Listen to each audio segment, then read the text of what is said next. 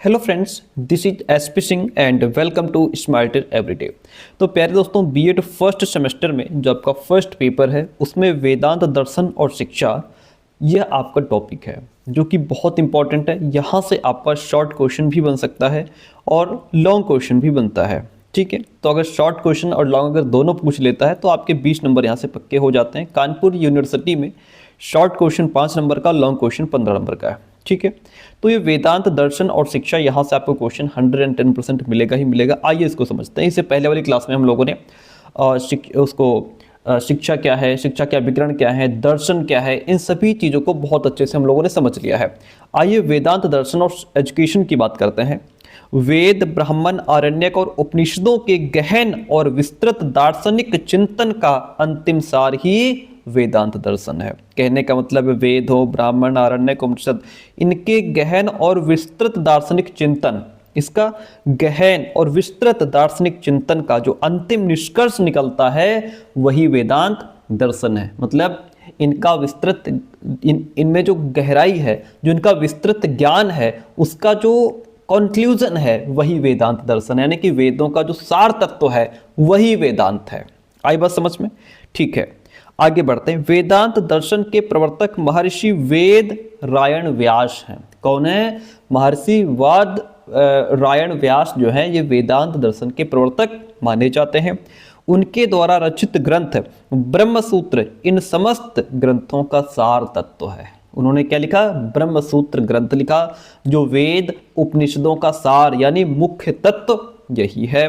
ब्रह्मसूत्र ही वेदांत दर्शन का आदि ग्रंथ है। ठीक है, तो ब्रह्मसूत्र जो है वो वेदांत का मूल ग्रंथ माना जाता है। वेदांत दर्शन को उत्तर मीमांसा भी कहा जाता है। तो वेदांत दर्शन को क्या कहा जाता है? उत्तर मीमांसा भी कहा जाता है। ध्यान रखिएगा, वेदांत क्या है? वेदों और उपनिषदों का सार है वेदांत। ठीक है, प्रवर्तक कौन है? वादरायण व्यास। मुख्य ग्रंथ क्या लिखा? ब्रह्मसूत्र। दूसरा नाम क्या है? उत्तर मीमांसा। ठीक है, ये मेन पॉइंट्स ध्यान रखिए, काम आपका चल जाएगा। वेदांत का अर्थ क्या होता है? वेदांत का शाब्दिक अर्थ है वेदों का अंतिम भाग। वेदांत का शाब्दिक अर्थ क्या है? वेदों का अंतिम भाग। वेद शब्द ज्ञान का पर्यायवाची है। वेद शब्द क्या है? ज्ञान का पर्यायवाची है। अंतिम मोक्ष क्या है? इसकी प्राप्ति के साधन क्या हैं? इसका विवेचन ही वेदांत है। समझे? मोक्ष क्या है, इसको कैसे प्राप्त किया जा सकता है, इसका विवेचन ही वेदांत है। वेदांत का तात्पर्य उस अंतिम ज्ञान से है जिससे मोक्ष की प्राप्ति होती है। आइए अब समझते हैं वेदांत दर्शन की तत्वमीमांसा को। शंकराचार्य के अनुसार ब्रह्म पूर्ण एवं एकमात्र सत्य है। क्या कहते हैं शंकराचार्य? कहते हैं ब्रह्म पूर्ण है और एक ही है। आत्मा और ब्रह्म एक ही तत्व के दो नाम हैं, दोनों में कोई अंतर नहीं है। आत्मा और ब्रह्म दोनों क्या हैं? एक ही तत्व के दो नाम हैं, इनमें कोई फर्क नहीं है। ब्रह्म परम तत्व है, अनादि अनंत और निराकार है। मतलब ब्रह्म सबसे बड़ा सत्य यही है, अनादि है जिसकी कोई शुरुआत नहीं, अनंत है जिसका कोई अंत नहीं, निराकार है जिसका कोई रूप नहीं। ब्रह्म इस ब्रह्मांड का कर्ता एवं उपादान दोनों है। ठीक है, तो पूरा महाब्रह्मांड जो है वो ब्रह्म से ही बना है। ब्रह्म माया शक्ति के द्वारा इस विषय का निर्माण करता है। माया सहित ब्रह्म को ही शंकराचार्य ने ईश्वर कहा है। क्या कहा है? ईश्वर कहा है। ब्रह्म अपनी माया शक्ति से इस दुनिया का निर्माण करता है।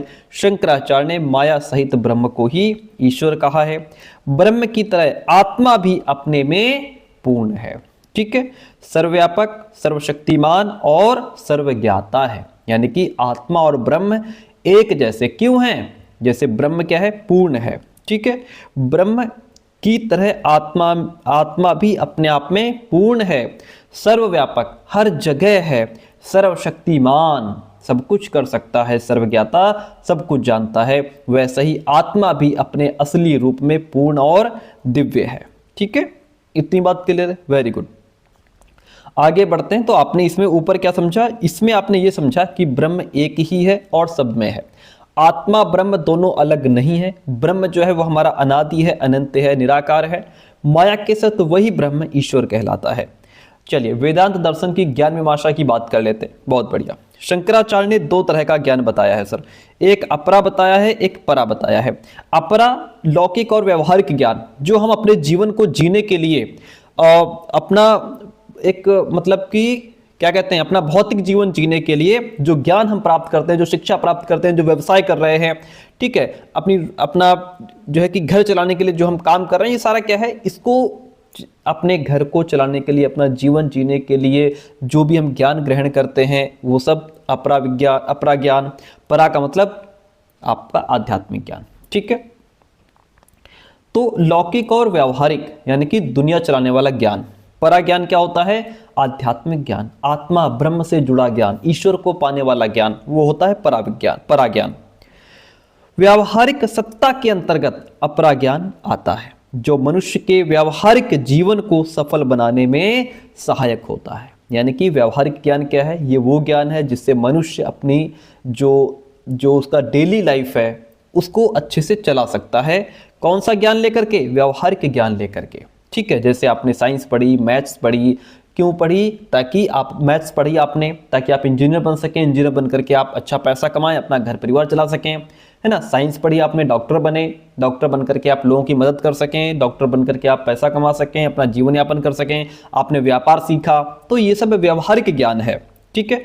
किंतु इस ज्ञान द्वारा मनुष्य अपने जीवन के अंतिम उद्देश्य मुक्ति की प्राप्ति नहीं कर सकता। ठीक है, तुम अपना जीवन तो लाइफ स्टाइल तो बढ़िया चला लोगे, लेकिन मुक्ति कहां से पाओगे? इस ज्ञान से। मुक्ति कहां से मिलेगी? वो तो सिर्फ इस ज्ञान से मिलेगी सर, ठीक है। ये जो ज्ञान है ये जो है कि जीवन को सफल तो बनाता है, लेकिन ये मोक्ष नहीं दिला सकता। मोक्ष आध्यात्मिक ज्ञान ही दिलाएगा। सच्चा ज्ञान वही है जो मुक्ति दिलाए। सच्चा ज्ञान क्या है? जो मुक्ति दिलाए। मुक्ति की प्राप्ति आध्यात्मिक ज्ञान के द्वारा होती है। आध्यात्मिक ज्ञान क्या है? ये वो ज्ञान है जो आत्मा और ब्रह्म के वास्तविक स्वरूप को समझाता है। यही ज्ञान मोक्ष दिलाता है और सच्चा ज्ञान वही है जो मुक्ति दिलाता है। इतनी बात क्लियर है। दोनों प्रकार के ज्ञान की प्राप्ति के लिए श्रवण, मनन, निधि ध्यासन की आवश्यकता होती है। सर ये क्या होता है? श्रवण मतलब आपको सुनना है, मनन चिंतन करना है, सोच विचार करना है, निधि ध्यासन मतलब गहराई से ध्यान करना है, बार बार उस पर विचार करना है, ठीक है। तो किंतु लेकिन आध्यात्मिक ज्ञान के लिए इसके साथ ही साधन चतुष्टय की भी आवश्यकता होती है। साधन चतुष्टय की भी आवश्यकता होती है। साधन चतुष्टय मतलब 4 आध्यात्मिक योग्यताएं भी आपके अंदर होनी चाहिए, जिससे मन शुद्ध और स्थिर होता है। आप जैसे यहाँ पे साधन चतुष्टय 4 आपका आध्यात्मिक योग्यताएं क्या होती हैं? 4 आध्यात्म, देखिए मैं इस शब्द को एक्सप्लेन कर रहा हूँ। साधन चतुष्टय क्या होता है? मतलब इसमें 4 आध्यात्मिक योग्यताएं भी चाहिए। कौन कौन सी? पहली है आपकी विवेक चाहिए। आपको क्या चाहिए? आपको विवेक चाहिए, यानी ये समझने की क्षमता कि क्या सत्य है और स्थायी है, जैसे कि ब्रह्म। क्या अस्थायी है, जैसे कि आपका धन आपका अस्थायी है, आज है कल नहीं रहेगा। शरीर आज है कल नहीं रहेगा। वस्तुएं आज है कल नहीं रहेंगी, ये अस्थायी है। यानी अस्थायी चीजों में न फंस करके सही रास्ता पहचान लेना ही विवेक है। दूसरा इसमें आपकी योग्यता आ जाती है वैराग्य होना चाहिए आपके अंदर। क्या होना चाहिए? वैराग्य, यानी अस्थायी चीजों में आपकी उतनी इच्छा नहीं होनी चाहिए, है ना। उसमें मोह कम होना चाहिए। तो मतलब दुनिया की चीजों में जरूरत से ज्यादा आप आसक्ति न रखें। तीसरा इसमें आपका आ जाता है षट संपत्ति। इसमें आ जाता है षट संपत्ति। हालांकि आप इतना याद नहीं रख पाएंगे, लेकिन मैं एक बार समझा देता हूं कि साधन चतुष्टय है क्या। वैराग्य आप समझ गए। षट संपत्ति मन की 6 योग्यताएं, जिसमें आपका शम, दम, उपरति, तितिक्षा, श्रद्धा, समाधान होना चाहिए, ठीक है। इससे मन को आध्यात्मिक ज्ञान के योग्य बना देती हैं। चौथा इसमें लास्ट है आपका मुमुक्षुत्व, जिसको कहते हैं। क्या कहते हैं? मुमुक्षुत्व। ये क्या होता है? मुक्ति पाने की तीव्र इच्छा, यानी मोक्ष पाने की गहरी चाह होनी चाहिए, यानी जीवन के दुखों से मुक्त होने की प्रबल इच्छा। ये व्यक्ति को आध्यात्मिक मार्ग पर आगे बढ़ाती। तो आपने 4 साधन चतुष्टय में आपने 4 चीजें समझी। पहला आपने समझा विवेक। पहला क्या समझा? विवेक, सही गलत का अंतर करना। दूसरा आपने समझा वैराग्य। वैराग्य जिसको कहते हैं कि मतलब आसक्ति रहित मन। और तीसरा आपने समझा षट संपत्ति, मन की 6 योग्यताएं। चौथा आपने समझा मुमुक्षुत्व यानी कि मुक्ति की इच्छा। तो भैया साधन चतुष्टय की भी आवश्यकता होती है आध्यात्मिक ज्ञान के लिए। आई बात समझ में? चलिए वेदांत दर्शन की आचार मीमांसा को समझ लेते हैं। वेदांत दर्शन की आचार मीमांसा को देखिए क्या कहता है। मनुष्य जीवन का अंतिम उद्देश्य मोक्ष की प्राप्ति करना है, जिसके लिए आध्यात्मिक ज्ञान मार्ग पर चलना आवश्यक है, क्योंकि आध्यात्मिक ज्ञान के बिना, उस ईश्वर को पाए बिना, उस ईश्वर को जाने बिना आप मोक्ष की प्राप्ति नहीं कर सकते। ज्ञान प्राप्ति के लिए शंकराचार्य ने श्रवण मनन निधि ध्यान और साधन चतुष्टय पर बल दिया है, जो मैंने पीछे बता दिया। शंकराचार्य ने कहा है कि मनुष्य अपना व्यावहारिक जीवन सफलतापूर्वक तभी व्यतीत कर सकता है जब वह अपने दायित्वों का पालन निष्ठा और ईमानदारी के साथ करे। ये जो आप व्यवहारिक जीवन जी रहे हो, आपकी ये जो डेली लाइफ आप जी रहे हो, ये अच्छे पूर्वक से, ये अच्छे तरीके से सफलतापूर्वक आप तभी स्पेंड कर सकते हो जब आप दायित्वों का पालन अपनी निष्ठा और ईमानदारी से करें। वो जितना ईमानदारी के साथ जीवन यापन करेगा उतना ही सफल होंगे आप। ठीक है, ये आचार मीमांसा है, बहुत सरल भाषा में लिखा है। नोट्स अगर आपने अभी तक नहीं लिए हैं तो भैया फटाफट 9628182649 इस नंबर पे व्हाट्सअप मैसेज करके नोट्स की डिटेल इन्फॉर्मेशन ले सकते हैं। कुछ आपको फीस पे करनी होगी एंड कंप्लीट नोट्स आपको पीडीएफ फॉर्मेट में व्हाट्सअप पे प्रोवाइड करा दिए जाएंगे। वेदांत दर्शन के सिद्धांत समझ लेते हैं, बहुत इंपॉर्टेंट है। पहला इसमें कहा गया है ब्रह्म की अवधारणा की बात हो रही है। पहली क्या बात हो रही है सर? ब्रह्म की अवधारणा की बात यहां पे हो रही है। चलिए ठीक है, शंकराचार्य ने ब्रह्म को ही एकमात्र सत्य माना है। एकमात्र सत्य कौन है? ब्रह्म। दूसरी सारी चीजें, ईश्वर, जीव, जगत, ये सब प्रपंच हैं। एकमात्र सत्य कौन है? ब्रह्म है। यानी कि चाहे आपके ईश्वर हो, भगवान हो, या कोई जीव हो, व्यक्ति हो, जगत, ये दुनिया, ये सब ब्रह्म से ही प्रकट हुए हैं, इसलिए उनका अपना अलग कोई अस्तित्व नहीं है। शंकराचार्य ने कहा ब्रह्म सत्य जगत मिथ्या, सिर्फ ब्रह्म ही सत्य है, ये पूरा संसार झूठा है, मिथ्या है, ब्रह्म ही असली सत्य है, ये दुनिया, ये जगत अस्थाई है ना। तो जीवो ब्रह्म्यो न परः। देखिए पूरा लाइन लिखा है, ब्रह्म सत्य जगत मिथ्या, जीवो ब्रह्म्यो न परः। ब्रह्म ही एकमात्र सत्य है, जगत मिथ्या है, और जीव और ब्रह्म भी अभिन्न है, यानी कि जीव यानी कि आत्मा भी ब्रह्म से अलग नहीं है। जीव और ब्रह्म अलग नहीं है। ठीक है, तो अब देखिए कहा गया कि जीव और ब्रह्म अलग नहीं है। जिस तरह लहरें समुद्र से अलग नहीं, उसी तरह जीव भी ब्रह्म से अलग नहीं। अब समझ गए? ब्रह्म ही मूल तत्व है और ब्रह्म से, ब्रह्म के ही द्वारा इस ब्रह्मांड का निर्माण भी होता है। ठीक है, तो ब्रह्म ही मूल तत्व है, यानी कि दुनिया की रचना कहां से हुई?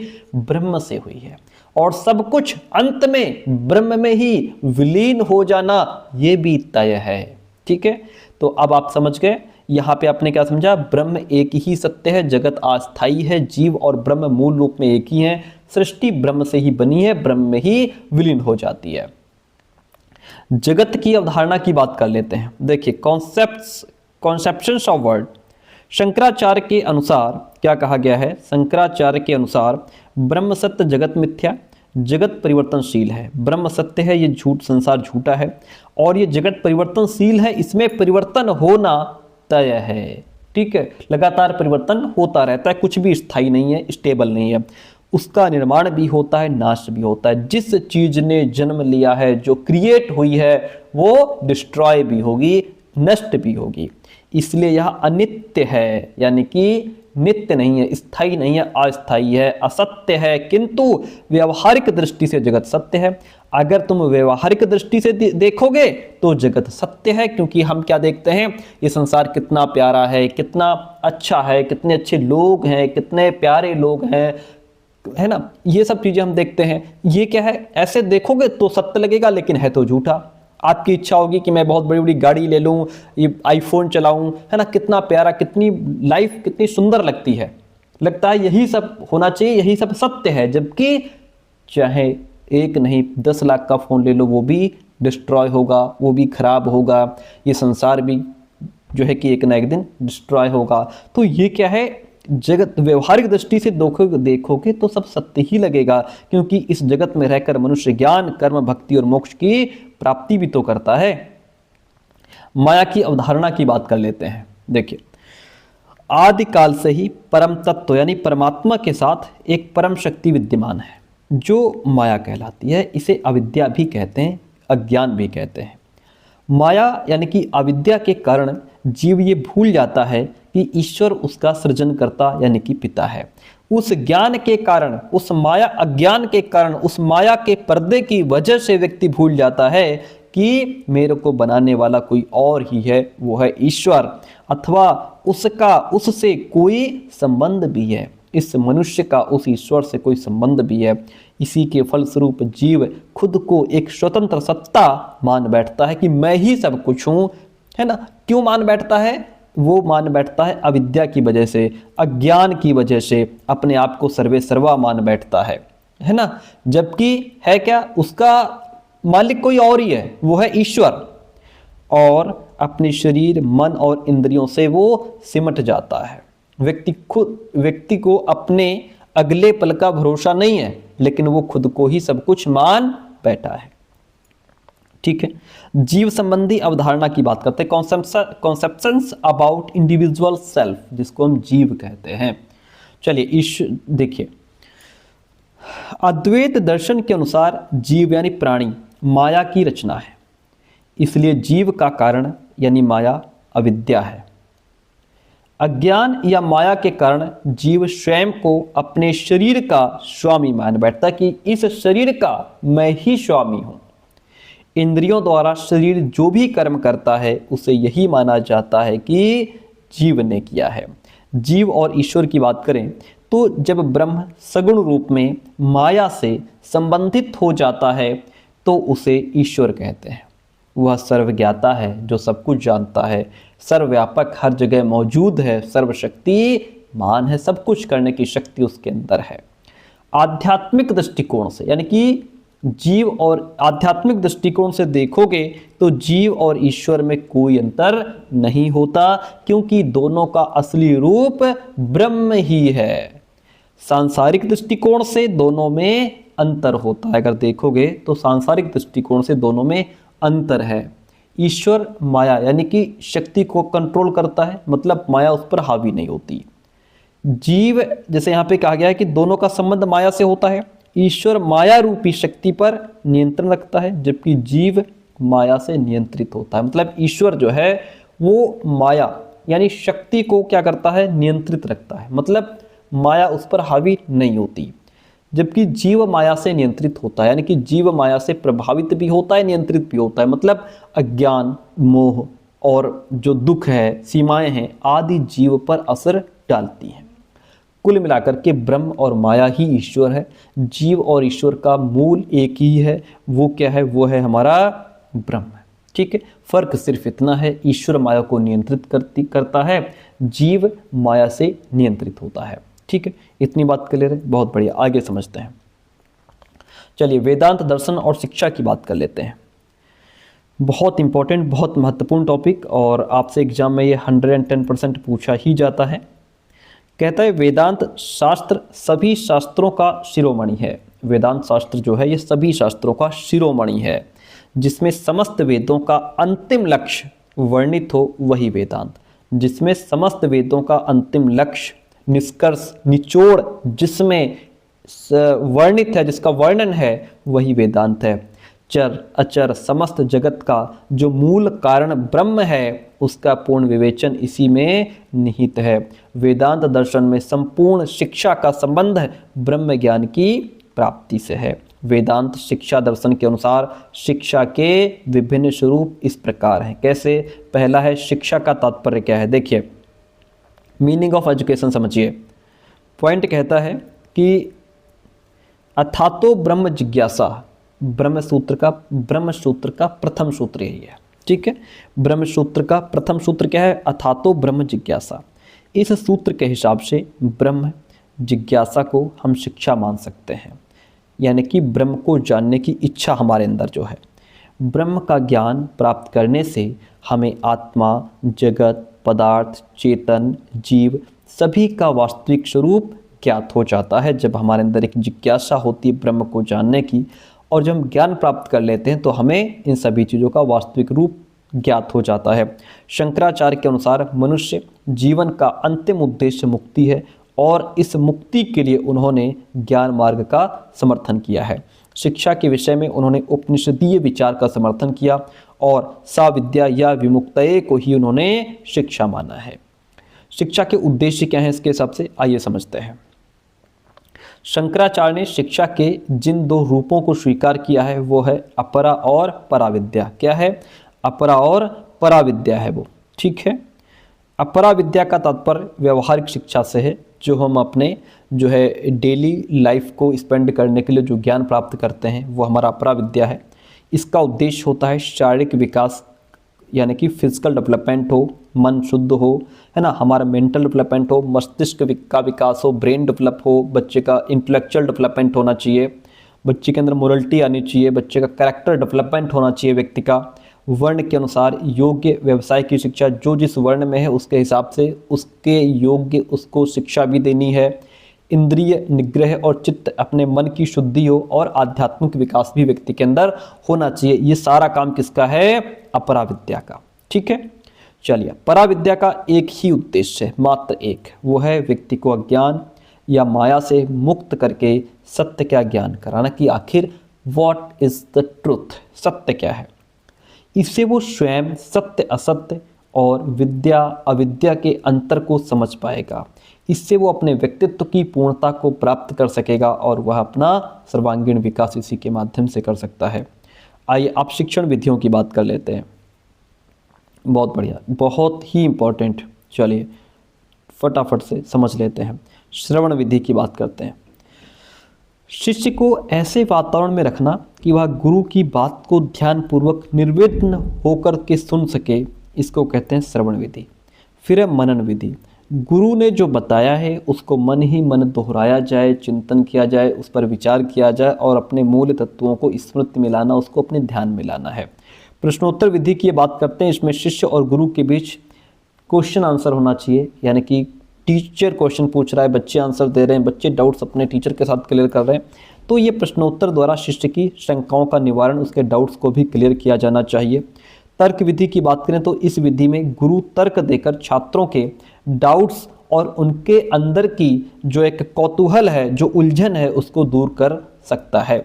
दृष्टांत विधि, इस विधि से छात्रों को कठिन विषय का ज्ञान सरल उदाहरणों के माध्यम से किया जा सकता है। जो कठिन कठिन टॉपिक्स हैं, जो कठिन चीज़ें हैं, उनको एक सरल उदाहरण से जोड़ करके समझाना ज़्यादा उचित है। पाठ्यक्रम की देखिए, इसमें क्या पाठ्यक्रम बताया गया है। क्योंकि शंकराचार्य ने शिक्षा के दो प्रकार बताए हैं, अपरा विद्या और पराविद्या, अतः शिक्षा की पाठचर्या में भी मनुष्य के अपरा यानी कि व्यवहारिक और परा यानी आध्यात्मिक दोनों पक्षों से संबंधित ज्ञान और क्रियाओं का समावेश किया गया है। व्यवहारिक जीवन के लिए उन्होंने पाठचर्या में व्यवहारिक ज्ञान, जो हमारा भाषा, हमारे अंदर जो चिकित्सा शास्त्र है, गणित और वर्णक्रम आदि व्यवहारिक क्रियाएं जैसे आसन, व्यायाम, भोजन, ब्रह्मचर्य आदि का समावेश उन्होंने पाठचर्या में किया है। और आध्यात्मिक जीवन के लिए पारमार्थिक विषय जैसे साहित्य, धर्म, दर्शन और पारमार्थिक क्रियाओं, यम, नियम, आसन, प्राणायाम, प्रत्याहार, धारणा, ध्यान और समाधि, इन सब का समावेश पराविद्या में किया गया है। आध्यात्मिक जीवन के लिए ये सब चीज़ें आपको करनी होंगी, ये सब अपनाना होगा। शिक्षक की अवधारणा से शिक्षार्थी पढ़ते हैं, फिर ये क्लास हमारी खत्म हो जाएगी। शिक्षक की अवधारणा देखिए, कॉन्सेप्शंस ऑफ टीचर की बात करें, शंकराचार्य ने शिक्षक को बहुत उच्च स्थान प्रदान किया है। शंकराचार्य ने क्या किया? टीचर को बहुत ऊंचा स्थान दिया है, बहुत ऊंचा दर्जा दिया है। गुरु ही वो माध्यम है जो शिष्य को मोक्ष के मार्ग पर आगे बढ़ाता है। गुरु शिष्य का आध्यात्मिक पिता होता है। गुरु को शिष्य के व्यक्तित्व का सम्मान भी करना चाहिए और शिष्य को कभी हतोत्साहित न करते हुए उसकी व्यक्तिगत कठिनाइयों को दूर करने का प्रयास भी करना चाहिए। ये नहीं होना चाहिए कि टीचर जो है बच्चे को या गुरु बच्चे को हतोत्साहित कर रहा है, डिस्करेज कर रहा है कि तुम ये नहीं कर सकते, तुमसे नहीं हो पाएगा, तुम नहीं सीख पाओगे, तुम्हारे बस की नहीं है, तुम्हारे अंदर वो क्षमता नहीं है, तुम्हारे अंदर वो योग्यता नहीं है।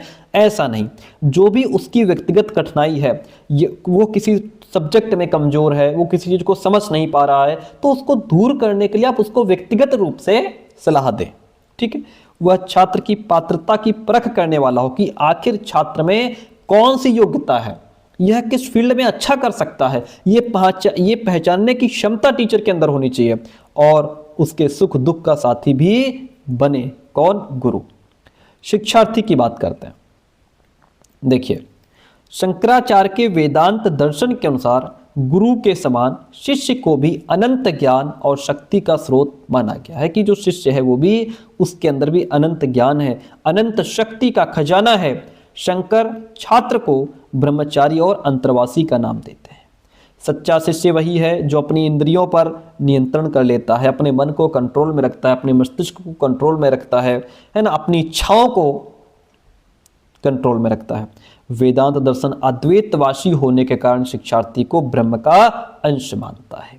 तो प्यारे दोस्तों, ये थी आज की हमारी क्लास। कैसरी कमेंट करके जरूर बताइएगा। नेक्स्ट क्लास में हम लोग जैन दर्शन और शिक्षा को समझेंगे। ठीक है, और अगर आपने अभी तक हमारे पेड नोट्स नहीं लिए हैं तो अभी भी आपके पास मौका है, समय है। आप चाहे कानपुर यूनिवर्सिटी यानी कि CSJMU के छात्र हों, या आप लखनऊ यूनिवर्सिटी के छात्र हों, या आप प्रयागराज के छात्र हों, तो आप हमें इस नंबर पे नोट्स के लिए व्हाट्सअप कर सकते हैं। ठीक है, और बाकी कानपुर यूनिवर्सिटी के छात्रों का एग्जाम 13 तारीख से होने को है, तो आपके लिए तो समय बहुत कम है। फटाफट नोट्स लेकर के अपनी पढ़ाई शुरू कर दीजिए। नोट्स के लिए क्या होता है कि आपको कुछ फीस पे करनी होती है, एंड कंप्लीट नोट्स आपको PDF फॉर्मेट में व्हाट्सएप पे प्रोवाइड करा दिए जाते हैं। Thank you so much.